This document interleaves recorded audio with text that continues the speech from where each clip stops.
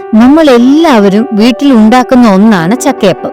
പക്ഷേ ഇന്ന് ഞാൻ റവ കൊണ്ടുള്ള ഒരു ചക്കയപ്പമാണ് കാണിക്കാൻ പോകുന്നത്. ഒരു ചട്ടിയിൽ കുറച്ച് വെള്ളം ഒഴിച്ച് തിളയ്ക്കുമ്പം അരിഞ്ഞ ചക്കപ്പഴം ചേർത്ത് ഒന്ന് വേവിക്കാം.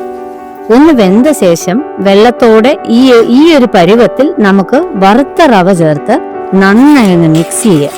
ഇനി റവ വേകാൻ വേണ്ടി ഒന്ന് അടച്ചു വെക്കാം.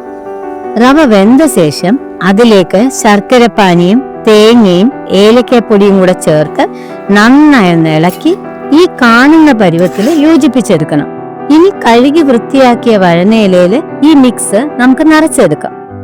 ഇതിന്റെ എല്ലാ ഡീറ്റെയിൽസും ഞാൻ ഡിസ്ക്രിപ്ഷൻ ബോക്സിൽ കൊടുത്തിട്ടുണ്ട്. ഈ ചക്കയപ്പം ഉണ്ടാക്കുന്നതിന്റെ അടുത്ത ദിവസമാണ് കൂടുതൽ സ്വാദ്. ഇത് ഏറെ നാൾ സോഫ്റ്റായി തന്നെ ഇരിക്കുകയും ചെയ്യും. ഇനി നമുക്ക് ഇത് ആവിയിലൊന്ന് വേവിച്ചെടുക്കാം. ദാ നമ്മുടെ ചക്കയപ്പം റെഡിയായി. നിങ്ങൾ ഇത് കഴിച്ചിട്ടില്ലെങ്കിൽ തീർച്ചയായും ഒരിക്കലെങ്കിലും ട്രൈ ചെയ്യണം. With love, Lakshmi.